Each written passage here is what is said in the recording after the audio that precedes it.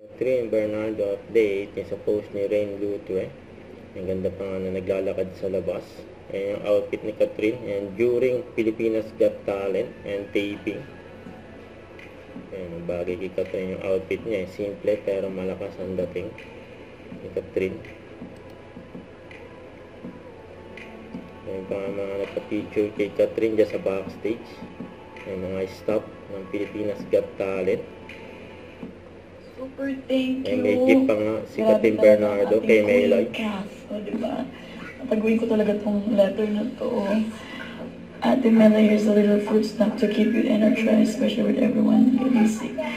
Thank you so much. Love you, Cass. Queen, I love you. Cass, grabe, pinagkaguluhan ang orange mo. Talagang out of stock na agad, no?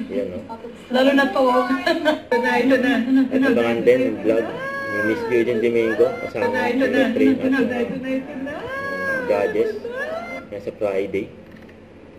At ito yun, last day taping, kagabi. Siyempre, magla-live performance na sila sa susunod. At ito pa yung abangan kay Catherine for ABS-CBN Gold. 2 days to go. May isa sa mga inaabangan si Catherine. Don't forget to subscribe and click the notification bell for more updates. This is with Charlie Action. Like, stay tuned for more videos. See ya.